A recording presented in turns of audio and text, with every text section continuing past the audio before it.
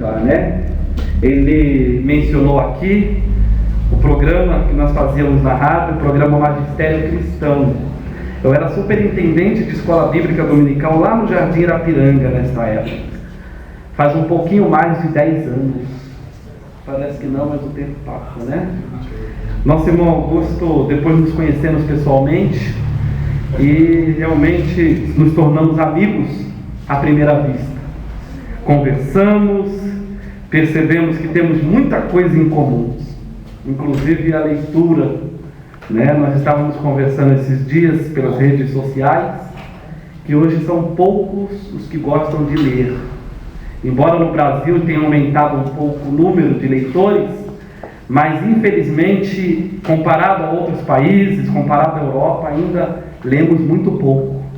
Precisamos ler um pouco mais. Nosso irmão Augusto é amante da leitura, amante de livros, assim como eu, e realmente nos tornamos grandes amigos. Fico feliz de estar aqui. Deus nos abençoe. Deus abençoe também a irmã Marli, sua esposa, né? Prazer grande revê-la também. Mande a paz para o Ricardo, jovem Ricardo. Meus irmãos, nós estamos com o tempo, o horário bastante avançado, mas nós queremos fazer menção deste texto bíblico que nós lemos aqui nesta noite. Este texto que nós lemos é conhecido por todos nós. Todos nós temos conhecimento da história de Naamã. Quem sabe alguns de nós cresceram ouvindo hinos que fala sobre Naamã, sobre os 7 mergulhos do Jordão. Eu tive a oportunidade de cantar este hino no grupo das crianças, dos adolescentes, 7 mergulhos do Jordão. Talvez seja uma das primeiras histórias que o filho de um cristão, de um crente conhece. A história de Naamã e o milagre da sua purificação, da restauração da lepra. Mas este texto por si só já nos surpreende quando nós lemos o primeiro versículo e mais ainda o segundo, que fala que saíram tropas da Síria e da terra de Israel e levou cativa uma menina. Isto por si só já nos chama bastante atenção, porque quem conhece a história bíblica, quem conhece a história sagrada, sabe muito bem, talvez de cor salteado, que o povo de Israel, desde que saiu do Egito, eles não perdiam batalha. Eles estavam acostumados a vencer todas as batalhas. Eles estavam acostumados a triunfar sobre os exércitos inimigos. Desde que eles foram libertos da escravidão do Egito, por todas as cidades que eles passaram, o Senhor trouxe vitória e Israel triunfou. Isto é o que nós conhecemos da história bíblica.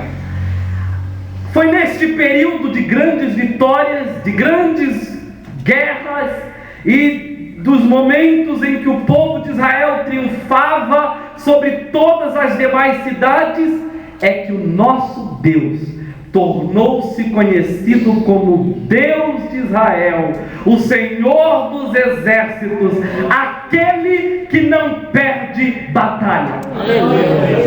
Mas, neste texto que lemos, nós estamos diante de um cenário bíblico que mostra que o povo de Israel havia perdido uma guerra. Aquele povo que não estava acostumado a perder, aquele povo que sempre triunfava sobre as cidades na qual passava, agora estavam sendo cativos de um povo da Síria. E mais ainda, quando lemos a história bíblica, percebemos que Davi já havia conquistado a Síria por intermédio de todo o exército de Israel. Ou seja, o povo de Israel já havia conquistado a Síria.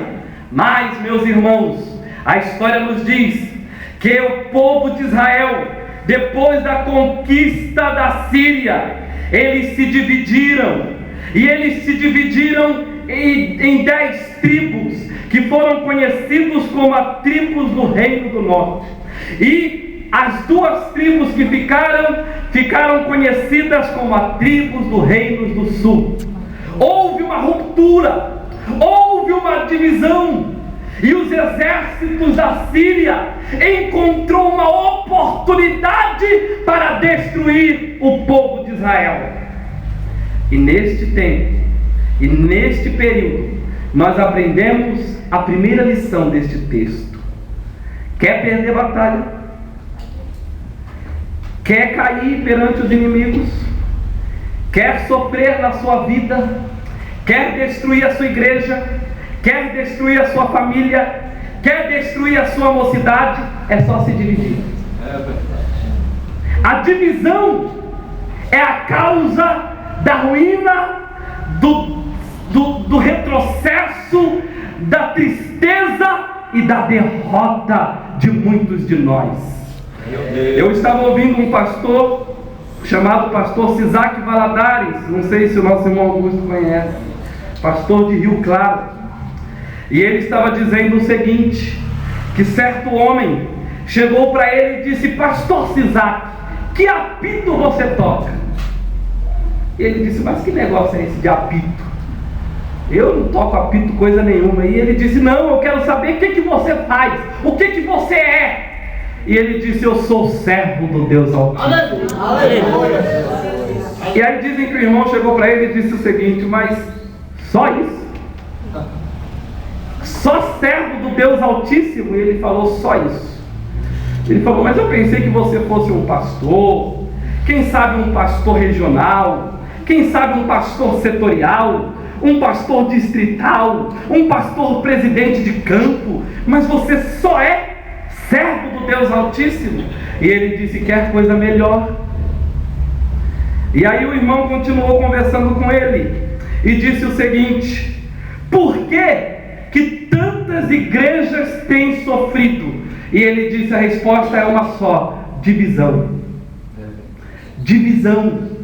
E ele disse ainda mais: muitos exércitos grandes e poderosos perderam batalhas por causa da divisão. Perderam batalhas porque subestimaram o inimigo. Irmãos, quando nós conhecemos a história bíblica, quando nós conhecemos a história sagrada, nós percebemos que neste período Israel possuía um grande exército, muito maior do que o exército da Síria.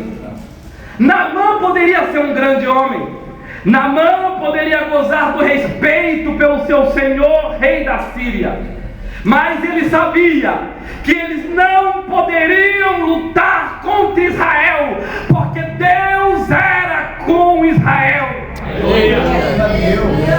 Mas quando eles viram a divisão no meio do povo, quando eles perceberam que o povo estava dividido, estava desunido, eles falaram: agora é a nossa vez, agora é a nossa oportunidade, vamos entrar e destruir Israel para sempre. É verdade. Irmãos, tenhamos